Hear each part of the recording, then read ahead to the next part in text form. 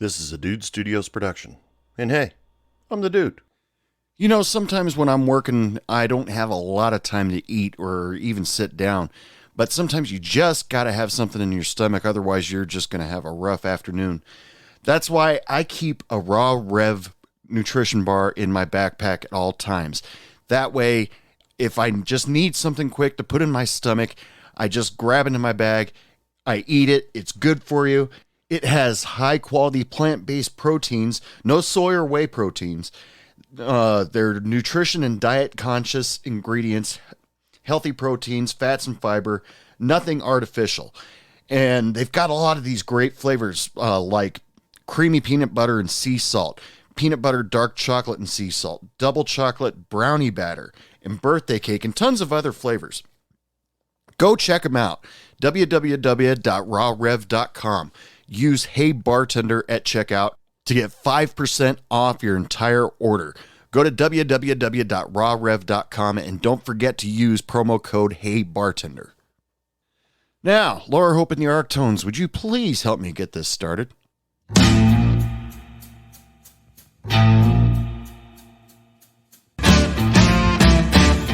bartender, pass me a drink.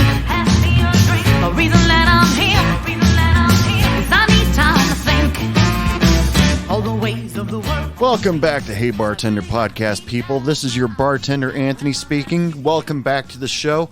Getting past that 200th episode, that was a lot of fun.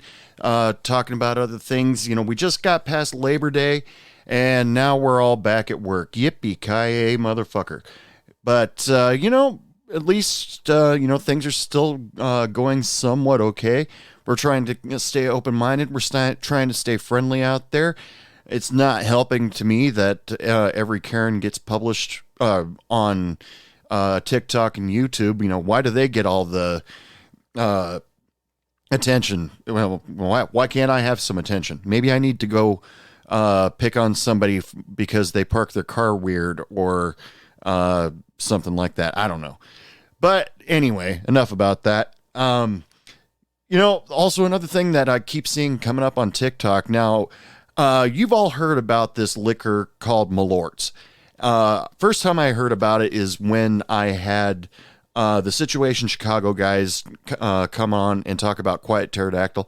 And they said, I asked them, like I ask everybody that comes onto my show, bring me a drink. You know, I want a drink special. And they came up and said, okay, here you go. Here's this stuff called Malort. And they talked about it as if it was kind of a joke for newbies, like people on their 21 run. Oh, you want a shot? Here you go.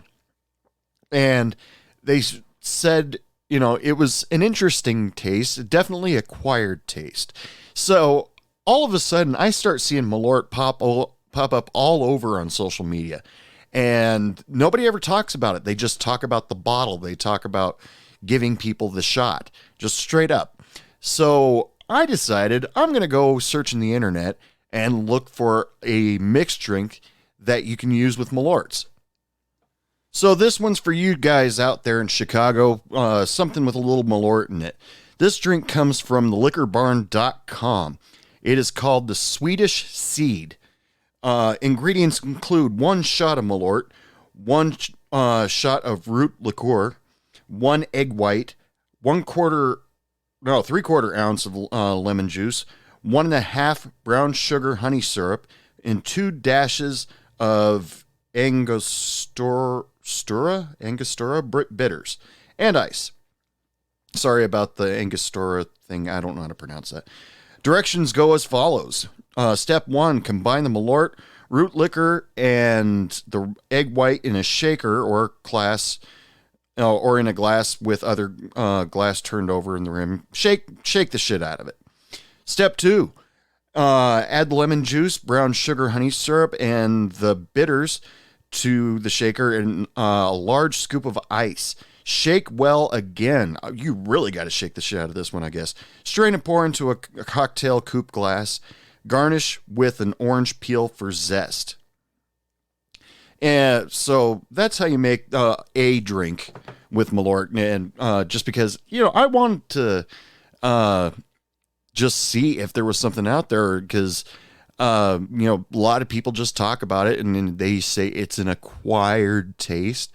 And I ultimately just got curious if anybody has taken the time to make a cocktail with it. So there you go. Remember, the drink is called Swedish Seed. Maybe you guys in Chicago, let me know what you guys think of it. I would love to hear about it.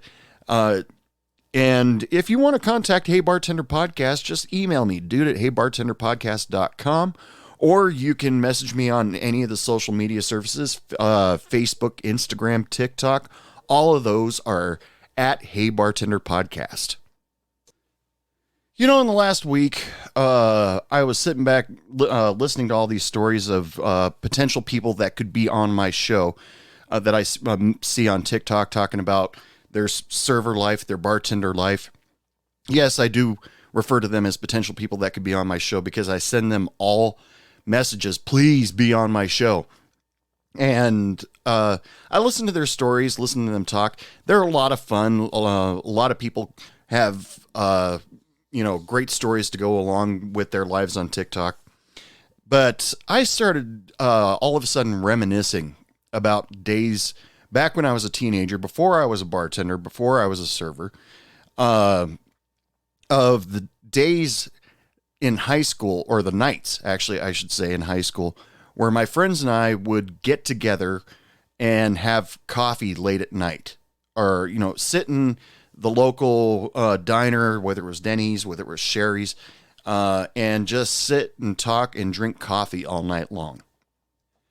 And, it was cool to hang out with your friends. I was going through kind of a rough patch at that time. I was about 17, I think, around there. And I started making friends, and we started hanging out on the weekends, Friday night, Saturday night, and just chill at the local diner. Now, most of the time I drank a Coke because all my friends drank coffee, but I just didn't like coffee at the time. Now, it could be disastrous for the community if I don't drink coffee. But I used to drink Coca-Cola while we all sat there and BS'd.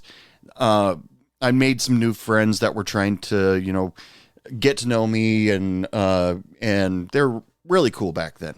Now, the rough patch I was going through is because right after my junior year, the school I was going to, private school, it had decided that my grades didn't meet with their academic requirements, so they asked me to leave. And I was just really put off, and I was ready to shut everybody out of my life. I was embarrassed. I was angry.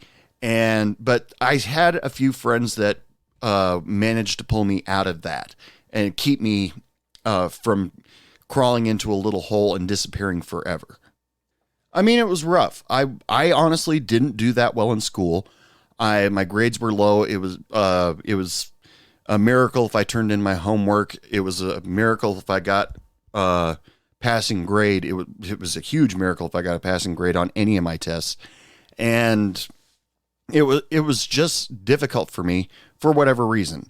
Back in the 90s, ladies and gentlemen, when you didn't do your homework, you didn't pass tests, they just accused you of not applying yourself to school. You just weren't paying attention. You needed to really apply yourself and really ignore the outside world and stop listening to music, stop watching TV. You needed to concentrate because the school that I went to sat back and said they were a college prep school. Everything that they were teaching you was in preparation to prepare for college. And, every day in high school, I sat back, and even from freshman year, I was sitting there saying, why am I spending all this time preparing for the next step when I just reached the next step? And, it was always looking farther into the future when I was having trouble with staying in the now. But as soon as they let me go, they told me they told my parents he needs to go somewhere else because obviously we can't teach him. Well, nowadays, ladies and gentlemen, if a teacher says I can't teach him, they're pretty much accused of being a shitty teacher. I mean, especially when you're going to a school with people that got a perfect score on their SATs and they're members of Mensa. They automatically sit back and they teach at a high school of all places and say, you know what? I'm better than you. There's no way in hell you can pass my class unless you actually lived in the book that we're about to read. So instead of going over to public school, I decided just to go to community college, try to finish off high school, which inevitably ended up me just getting my GED. I just couldn't handle school right at that point in time because my mind was pretty much in shambles. I was too scared to talk to my old friends to stay in touch with them. I was ashamed. I was depressed. But like I said, luckily for me, after a little while, I had a couple friends that, stuck with me, contacted me every once in a while, and I got to hang out with them. I made new friends, stronger friends. They were already friends when I was going to private school, but our relationships, our bond became a little bit stronger. And then we started hanging out in diners together. We'd go in there. It was because it was a place where we could go sit, talk, smoke cigarettes, and drink coffee until we felt like we needed to go home. That was the times back then. I mean, we weren't bad people. We weren't out there to cause trouble. Obviously, if we were out to cause trouble, we wouldn't be hanging out in a diner, sitting around drinking coffee all night long.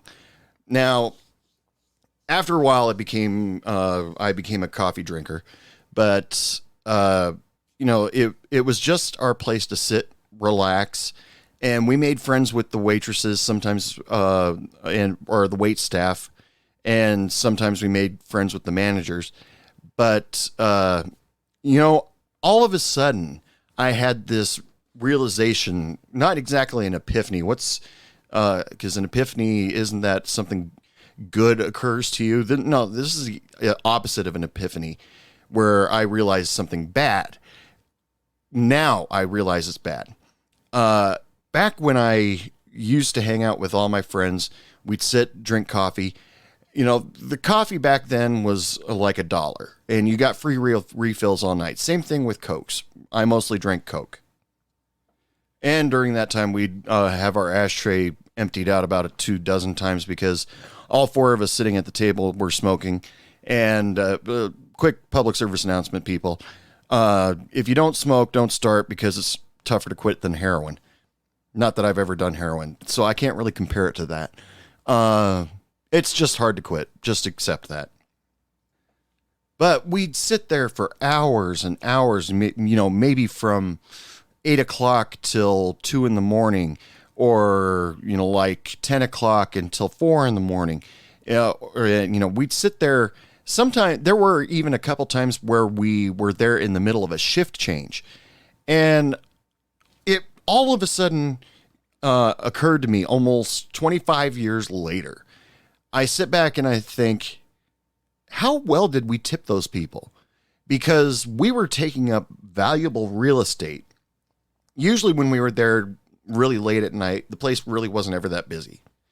In fact, there was one time where we were at a Denny's where the waitress admitted to us, because she knew us pretty well. She goes, "I'm going to have to limit your time. If the table becomes needed, I'm going to have to ask you to leave." And we totally understood. Yeah, that was totally cool.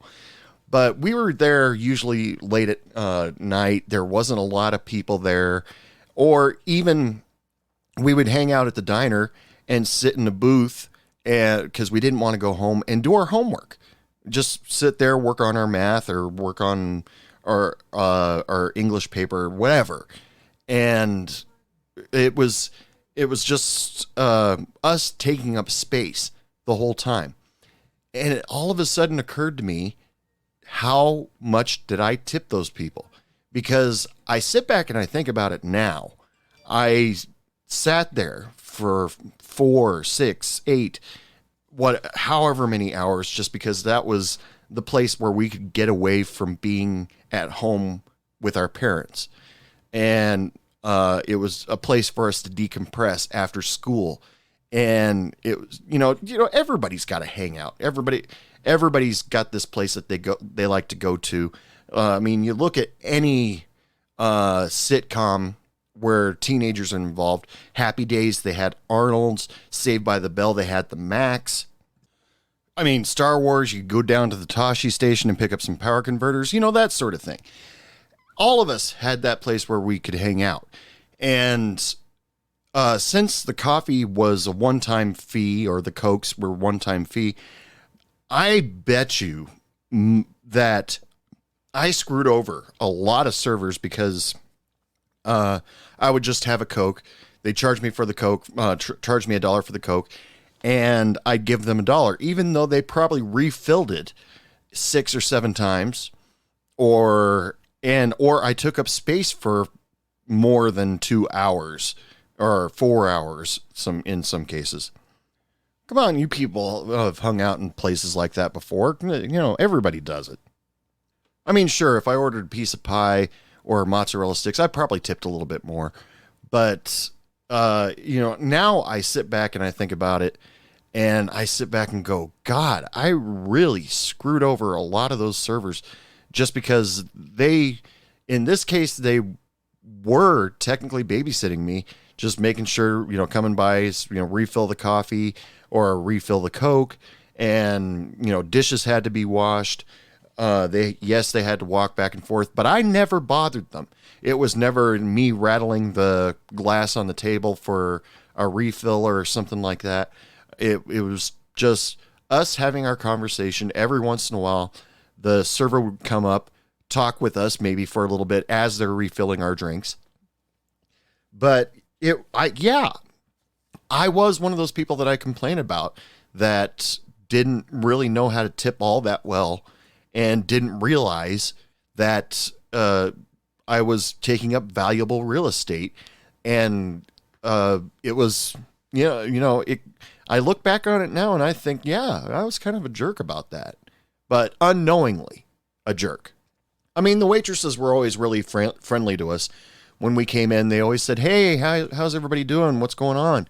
How's school? They would, ask us about our lives and stuff like that. And, I never got the impression really that they were like, oh God, these people are going to sit at the table all night long, and I'm only going to get maybe $3 or $4 out of them. And they got a little bit more out of us than that. But, the length of time that we stayed there, I think should have accounted for how much we tipped also. But that's looking back 25 years. But in my case, when I was growing up, my family, we really didn't go to a lot of restaurants. I was one of those families where, you say, let's go out to eat. And my mom's like, no, I got dinner ready at home. And, we never really went out to eat. It was always back in the 80s and 90s. It was actually cheaper to eat at home than to eat fast food. Nowadays, it's almost cheaper to eat fast food than it is to make your own stuff. It's less time consuming. That much is certain. Because you see, I'm currently a 44-year-old bachelor, and I sit back and think, okay, I just got off work. I put in 9-10 hour day. Do I really feel like cooking when I get home? Did I put the chicken out? No, I didn't. Do I have the stuff to make hamburgers? No, I don't. Well, shoot, I'll just swing by the fast food place or get a to-go order real quick and just go home. Call me lazy. All right, whatever. But, we mostly ate at home when I was a kid. We didn't go out to dinner on any kind of regular basis. It was usually a pretty big deal when we did go out to dinner. And when the bill came, my parents never made a big deal about the tipping. They just put the money out, pulled out the cash out of their wallet, put it down into the folder. I never knew about tipping, really. I think when tipping became blindingly obvious to me, it was when my family took our first trip, big family trip, because we just gotten out of Reaganomics, the Reagan era, And my dad had a steady job again, finally, because the 80s sucked job-wise for everybody.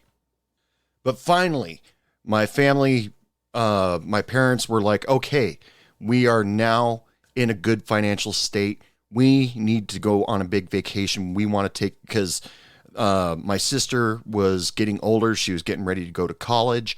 I was getting ready to go to high school. And so my parents said, we've got to do a big family trip. I mean, bigger than what we've ever done before. So my dad decided to take us all to Disney World. And when we got to Disney World, I started paying attention to the way Dad was acting around certain people. Like, up until that point, we mostly stayed in motels, and you didn't get help from anybody. But this was the first really, really nice hotel that we stayed at off campus of Walt Disney World, just because it was cheaper. And I noticed my dad, when the guys helped us up with our baggage, he gave him $1 or $2. Or, we go to get something to eat, and dad would tip the waiter. I started noticing all this stuff, and I went, oh, that's kind of cool. Dad giving a little bit, giving a tip for helping out. And he actually said at one point, I need to have some change on me so I can tip the help or tip the server or whatever. And that's when tipping became obvious to me. I never really learned about tipping up until that point. But after that, it was just kind of going by the wayside. We still didn't go out all that much on family dinners or anything like that. But eventually, the girlfriend I had at the time, she and I were talking about it, and I saw that there was, I just lost a job working at an electronics store, and I saw that there was an advertisement to go to bartending school, and so I turned and looked at her, and I said, well, what if I went to that bartending school? Because they have job placement assistants there. And she said, oh, yeah, you can make a lot of money doing bartending and serving. She talked about how usually the tips that she made,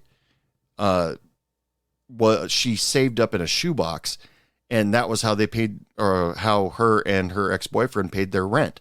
And so I thought, well, bartending might be fun. It might be an interesting experience. And then when I actually started bartending, there was never at first any moment where I sat back and thought, oh, well, you dick, you tip me $1 on a $50 tab. At first I think I was just desperate for money. And I was just, any little bit is amazing to me. But, if I actually worked at a diner or something like that, yeah, I think I would become resentful of teenage kids just sitting there and just hanging out all night long. And which brings me to the point where I sit back and I say, if anybody that used to serve me in any of those diners that I used to go to with my friends and we'd hang out for hours on end, I am so sorry. I understand now what you went through. I understand now that we were taking up valuable space where you could have turned over the table and got somebody else in there so you can make a little bit more money. But, take it easy on the kids that just sit there and hang out, because let's face it, most of the kids are broke. I mean, hell, I was. It wasn't until I started working for McDonald's, it was where I actually had cash on me at all times. Before that, it was just walking up to my parents and say, hey, can I borrow $5 to go out tonight? And if they had it, they would give it to me. But other than that, it was just, we were broke. We wanted someplace to go and chill out by ourselves. And, it was always a nice, quiet, dark atmosphere that we just wanted to hang out in. So if you're an older people that have young children or thinking about having children, you might want to teach them how to tip. In this day and age, the way things are going, tipping, there is a small possibility that tipping might go away. I mean, with the government right now talking about raising minimum wage to, what did they say, like $15? Maybe tipping might go away completely. There, some of you people that live in other countries that don't have tipping, where America may be trying to catch up with you a little bit to pay the service industry a little bit more livable wage.